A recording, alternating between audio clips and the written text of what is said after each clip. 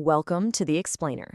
Today, we're zooming in on a process that's absolutely crucial if you're working in the legal or business world up in the North Star State. We're talking about mastering the Minnesota notary renewal process. We're going to break down the rules, the deadlines, and the exact steps you need to take to keep your commission active and perfectly compliant. Ever wondered how to seamlessly renew your notary commission in Minnesota without a hitch? Whether you're a seasoned notary public or just hitting the renewal cycle for the first time, we've got you covered with step-by-step instructions and essential insider tips. I love that intro because it sets the perfect vibe for us today. This explainer is literally going to be your ultimate stress-free guide. Okay, let's dive into this roadmap. First, we'll cover introduction and eligibility, then timelines and strict deadlines. Next, the step-by-step application, county registration and stamps, troubleshooting and upgrades, and finally, we'll wrap up with a conclusion and some essential FAQs.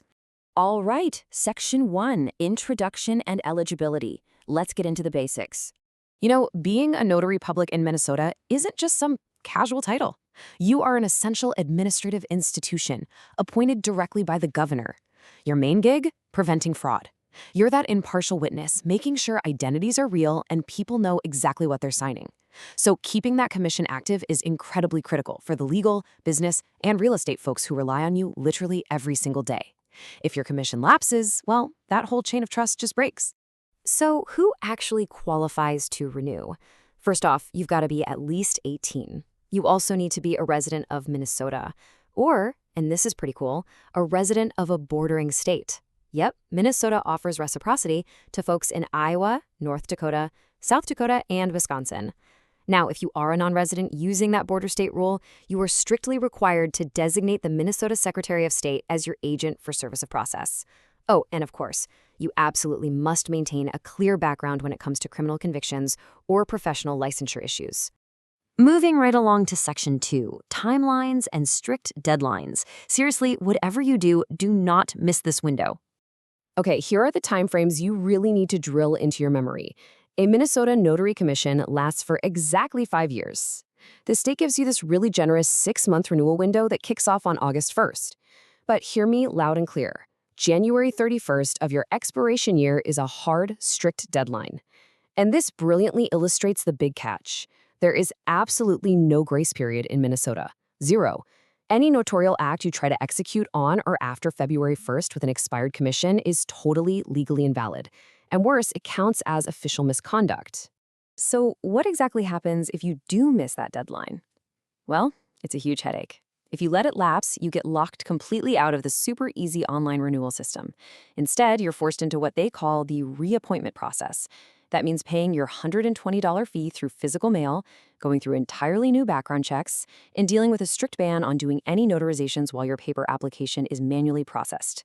Seriously, do yourself a huge favor and do not put yourself in this spot. Renew early. Let's tackle Section 3, the step-by-step application. You actually have two main pathways to get this done, the online portal and postal mail-in. The online portal, total gold standard. As long as you're an active notary with no new background disclosures, you get real-time processing and can instantly download your new PDF certificate right after paying the $120 with a major credit card. Postal mail-in, on the other hand, takes a sluggish 4 to 8 weeks for manual processing. You're required to use the mail-in option if you have new background disclosures, and it means dealing with physical stamps and writing a check or money order. Pro tip from seasoned notaries, always use the online portal if you're eligible. It's instant peace of mind. If you go the online route, the steps are beautifully simple. Step 1, log into your existing Secretary of State notary and apostille account. Step 2, verify your residential address. Now be super careful here. Standard P.O. boxes will get outright rejected unless they include a rural route or you're in a really small town. Step 3, answer 4 quick vetting questions about your background. Step 4, you'll be sent over to a secure U.S. bank portal to pay that non-refundable $120 fee. And Step 5, just log back in and download your shiny new certificate. But hold your horses, because we are definitely not done yet. Which brings us to a massively important step. Section 4, county registration and stamps. I cannot emphasize this enough. Getting that state certificate from the online portal does not automatically authorize you to start stamping documents. You absolutely must register your new commission with your local county first. If you skip the county registration and go straight to notarizing, you're on a fast track to civil penalties and enforcement actions from the Department of Commerce, so please don't skip it. Now, what's really interesting here is just how much this process varies depending on exactly where you live. While that $20 recording fee is pretty standard across the state, the actual filing methods and timelines are all over the map. For example, Hennepin County might take 3 whole weeks by mail, unless you pay an extra $20 to expedite it. Wright County? They process it the second they get it. Stearns County actually lets you file entirely online through a virtual license center, and Olmsted even lets you fax it in. The big takeaway? Check your specific county's rules the exact minute you download your state certificate, so you can set up your official signature escrow without any delays. Okay, county registration is sorted. Next up, you need a new stamp. Since your new commission comes with a brand new 5-year expiration date, your physical stamp has to reflect that. The rules here are strict. It needs the exact spelling of your name, the official Minnesota state seal, a rectangular shape with a serrated border, and it absolutely has to use photographically reproducible black ink. Oh, and here's a vital transition rule. Even if you order and receive your new stamp in, say, November, legally, you have to keep using your old stamp right up until that exact January 31st cutoff. Then, on February 1st, destroy the old one and break out the new one. Let's move to Section 5, Troubleshooting and Upgrades. So, what actually happens if you have to answer yes to one of those 4 background vetting questions? You know, the ones about criminal acts, civil fraud, or professional discipline. I know this is a huge source of anxiety for a lot of folks, but let's take a breath and break down exactly how to handle it. First off, a yes is not an automatic denial, so don't panic. But it does mean you'll need to meticulously follow a paper trail. You'll be locked out of the online system and forced to apply by mail.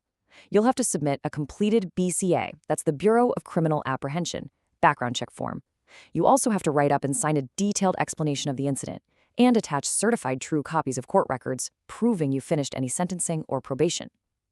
Now, there is a really important safe harbor rule to remember here. You don't have to report an event if it happened before your last approved application, and you already provided all that documentation back then. You only report net new incidents. All right, let's talk about a major career upgrade. Staying informed on technology can really enhance the services you offer. Upgrading to remote online notarization, or RON, is a total game changer. It lets you notarize documents for signers literally anywhere in the world as long as you are physically sitting in Minnesota. To do this, you first need your traditional commission active and county registered. Then you contract with a state-approved RON platform vendor and register that capability with the Secretary of State, which amazingly costs no extra state fee. Just keep in mind, RON has some strict rules. You absolutely must keep a secure electronic journal and audio-visual recordings of your sessions for 10 years. And if your commission ever expires, you have to securely destroy those digital credentials. And finally, Section 6, Conclusion and Essential FAQs. Let's wrap this whole shebang up. $5. That is the answer to the single most frequently asked question we get. How much can I charge? Under Minnesota law, $5 is the absolute maximum allowable statutory fee a notary can charge for most standard acts, like oaths, affirmations, and witnessing signatures. And even remote online notaries are capped at that $5 fee for the notarial act itself, though the technology platforms you use might tack on their own separate transaction fees. Before we officially wrap up, I do need to give you our professional disclaimer. This explainer is intended for informational purposes only and should not be considered legal advice. Always consult with official state resources or a legal professional for specific guidance related to your notary commission renewal. I want to leave you with this provocative thought to chew on. As technology evolves and options like remote online notarization expand, will the traditional physical ink stamp eventually become a relic of the past? Or will the physical seal always hold a unique, irreplaceable authority in our legal system? It's a fascinating question about the very future of trust and verification. Thank you so much for joining me on this explainer, and I highly encourage you to keep exploring the constantly evolving world of the notary profession.